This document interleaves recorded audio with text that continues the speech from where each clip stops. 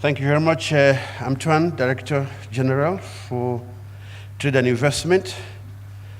Richard Niwenshuti, Principal Secretary, Ministry of Trade and Industry, representing the Honorable Minister, Your Excellency, Madam Annette Semuwemba Mutawe, the Deputy Secretary General of the East African Community, and who is our guest of honor today, who's traveled all the way from Tanzania to be with us today. We deeply appreciate your presence here.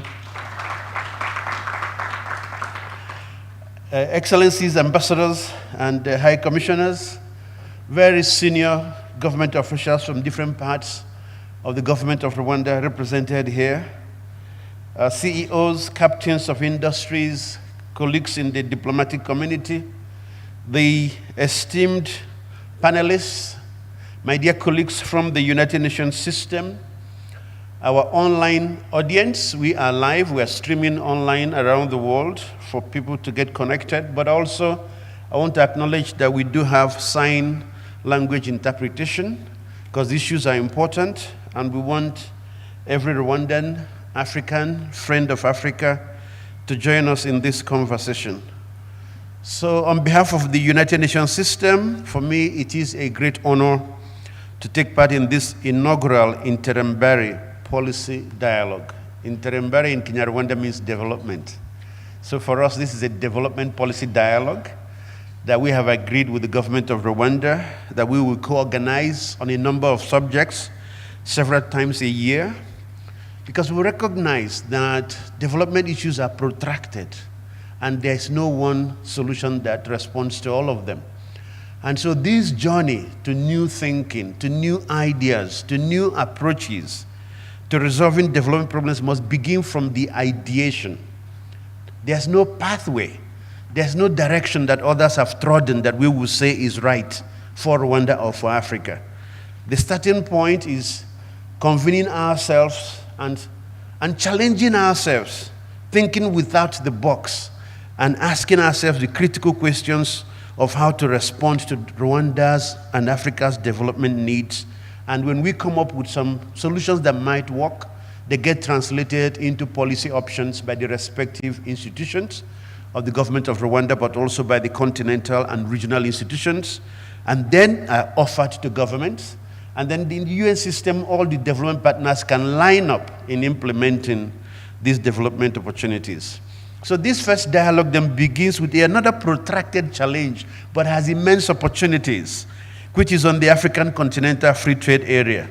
Our preparedness, what are the best practices, but also what are the opportunities for the continent, for East Africa and Rwanda.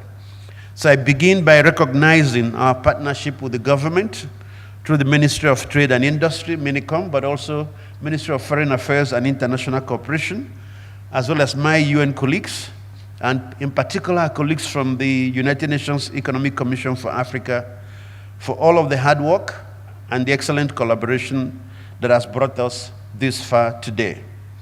We all agree that 2030 is fast approaching, and as we speak, we are at the midway point to the 2030 Agenda for the Sustainable Development Goals. So this dialogue could not have come at a better time.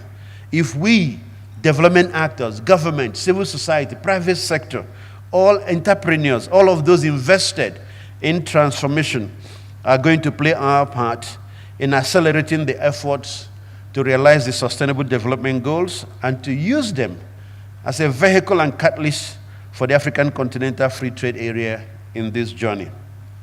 I think our esteemed moderator has highlighted the food and financial crisis, the escalating humanitarian emergencies, issues of climate change, rapid urbanization, and fiscal adjustments that have had a global effect, and which unfortunately has hit Africa much more acutely, and in particular the most vulnerable and the marginalized in our societies. So what should be of importance to us? It is to figure out how we can be more intentional and how we can be more innovative to place Rwanda, East Africa, and the continent on a more positive, competitive, and sustainable development trajectory. Excellencies, ladies and gentlemen, my dear colleagues, Without preempting the presentations that will be delivered today, the macroeconomic trends show that the region is bouncing back from the impact of COVID-19 pandemic, but that it is struggling to sustain the recovery.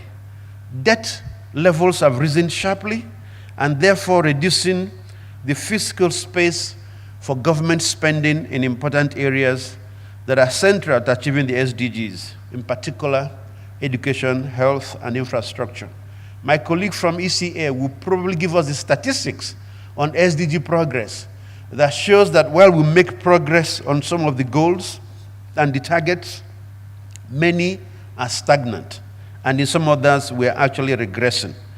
And the region has been hit by rising inflationary pressures at the global level, and this is having a very negative impact on real incomes and hence on poverty reduction. In short, the international context is a challenging one, to say the least. Excellencies, dear friends, dear colleagues, regarding regional integration, this has been part of Africa's strategy for economic transformation for more than 3 decades now, and in some cases for almost a century. Notably, we've had the Southern African Customs Union, SACU, in 1910. We have the Southern Rhodesia Customs Union that emerged in 1949 between South Africa and present-day Zimbabwe, the AU and the NEPAD. Whilst efforts at continental integration agenda have been embodied through multiple instruments, including the Lagos Plan of Action, 1980, Abuja Treaty, 1991, CITE Declaration, 1999, and the Constitutive Act establishing the African Union, the Union Government Debate, and of course now Agenda 2063. I am confident that the second panel will address these issues in more depth, but I just want to highlight that in this decade of action, Africa needs to accelerate more now than ever before on building integrated, diversified, and resilient economies. Not just Africa. All the countries in Africa need to follow the same pathway. And that's also one of the reasons why we're having these dialogues and making sure that ambassadors and high commissioners, particularly from African countries, are present. We need new thinking that creates acceleration in terms of our economic development. We need new thinking that creates integration in terms of how our systems work together, a whole of systems and a whole of government approach. We need new thinking on how we move to scale. It's not enough to have one-off projects. It's not about scale and the impact, because the numbers are staggering. And unless we're able to approach these issues from this different perspective, incrementalism will no longer work for Rwanda nor for Africa.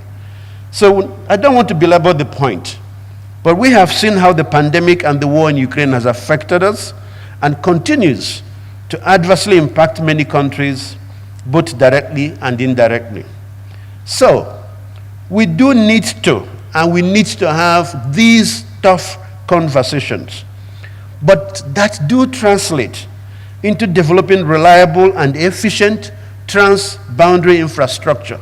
The lesson of COVID is regional value chains and regional integration, but that increased investments in education and health systems for a more competitive workforce and overall human capital that catapult the growth, access, and mobility of our financial capital, and of course, that ensures peace and security.